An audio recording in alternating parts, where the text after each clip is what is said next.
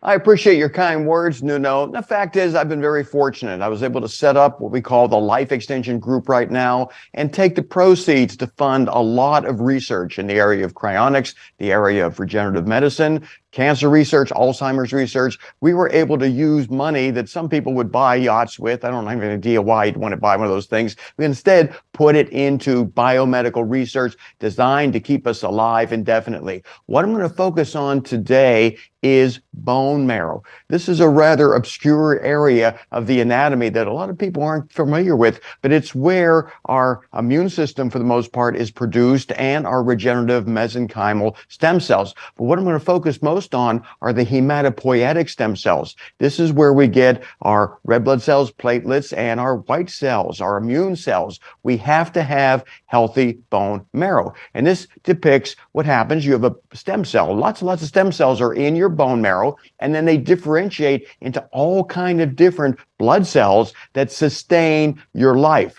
Without healthy bone marrow, you cannot continue living. And what's happening now is they're identifying what's happening with older people as their bone marrow ages. It turns out that a series of mutations results in these clones developing. These are mutated clones that are not producing healthy cells, and they are subject to transformation into malignancy. And unfortunately, they will eventually kill us if we don't do something to rejuvenate our aging bone marrow. If you want to accelerate bone marrow aging, smoke cigarettes, allow chronic inflammation to exist in your body, infections, chemotherapy. Sometimes you can't do anything about that, but unfortunately that creates earlier clones. So we want to figure out a way to rejuvenate our bone marrow, get rid of these clones, and repopulate the bone marrow with healthy, young, induced pluripotent stem cells. And the fantastic news, just 2 weeks ago, a proposal has been made to use CRISPR